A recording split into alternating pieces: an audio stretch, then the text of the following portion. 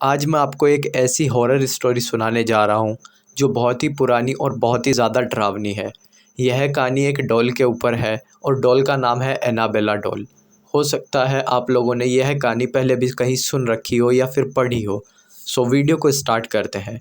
कहानी की शुरुआत होती है 1918 में। 1918 में एक अमेरिकन राइटर जो बच्चों के लिए बुक्स लिखा करते थे, उन्होंने सबसे पहले इस डॉल का ज़िक्र अपनी एक किताब में किया।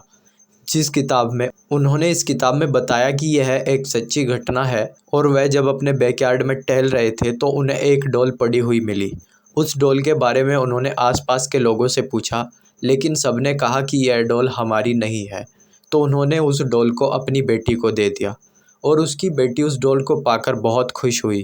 राइटर की बेटी को डॉल के साथ खेलते खेलते इतना लगाव हो गया कि वह एक पल के लिए भी उसे अकेला नहीं छोड़ती थी। वह घर में अकेले बैठे उसके साथ बहुत ज़्यादा समय बिताती थी और तो और वह अकेले बैठे बैठे उसके साथ में बातें भी करती थी। यह देखकर राइटर को अपनी बेटी की चिंता होने लगी, लेकिन वो बच्ची समझकर उसको नज़रअंदाज कर देते थे। लेकिन जब वह 13 साल की हुई तब वह एक गंभीर बीमारी से पीड़ित हो गई। इलाज के लिए वैक्सीन दी गई, लेकिन वैक्सीन का उल्टा प्रभाव हो गया जिसकी वजह से उसकी मौत हो गई। लेकिन अजीब बात यह थी कि जिस तरह वह डॉल आई उसी तरह रहस्यमय तरीके से वह डॉल गायब भी हो गई और उसके बाद वह डॉल कभी वहाँ पर नज़र नहीं आई। धीरे धीरे लोग इस डॉल को भूल चुके थे, लेकिन 1970 में यह डॉल हॉबी स्टोर नाम के एक दुकान में मिली और दुकान में इसको एक महिला ने अपनी बेटी के लिए ख़रीद लिया।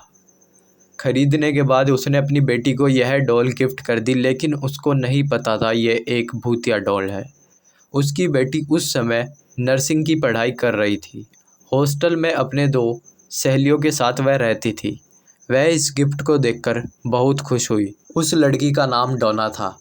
इसके साथ ही वह बहुत हैरान थी कि उसकी डॉल के साथ खेलने की उम्र बीत चुकी है, लेकिन उसको यह तोहफ़ा बहुत पसंद आया तो उसने अपने कमरे में सजा कर रख दिया। लेकिन डोना की दोनों सहेलियां इस डॉल से बिल्कुल भी खुश नहीं थी, क्योंकि उनको ये डॉल बहुत अजीब लग रही थी।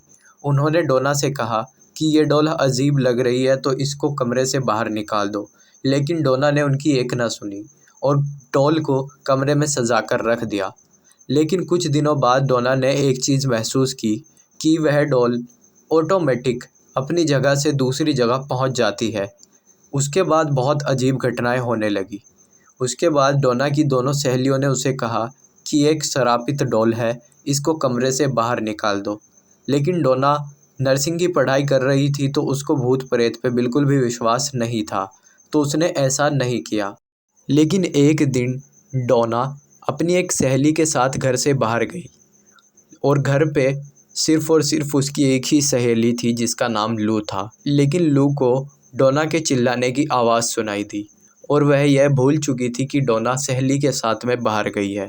तो डोना की सहेली लू ने कमरे में जाकर देखा तो वहाँ पे डॉल के अलावा कोई भी नहीं था और इत्तेफाक से उसी टाइम पे डोना की सहेली घर आ जाते हैं और तभी लू के चिल्लाने की आवाज़ उनको सुनाई देती है।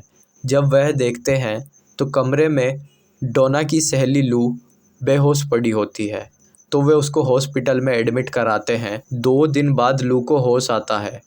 फिर वह बताती है कि उस पर डॉल ने हमला किया था। यह बात सुनकर वह हैरान रह गई। डोना तुरंत ही चर्च जा पहुंची। फिर फादर को उसने इस घटना के बारे में बताया, लेकिन फादर के लिए ये समझना संभव नहीं था, तो वो अपने सीनियर के पास गए और उसके सीनियर फादर ने बताया कि इस डॉल के अंदर एक बुरी आत्मा का साया है और यह बात उनके संभालने की नहीं है। इसलिए उन्होंने यह खबर पैरानॉर्मल एक्टिविटी एक्सपर्ट पति पत्नी को दे दी। यह दोनों डोना के हॉस्पिटल पहुँचे और डॉल के साथ 1 हफ्ता बिताया। 1 हफ्ता बिताने के बाद उन्होंने बताया कि इस डॉल के अंदर एक शक्तिशाली आत्मा का वश है और यह आत्मा डॉल से निकलकर किसी इंसानी शरीर में जाना चाहती है और इसने डोना के शरीर को चुना है।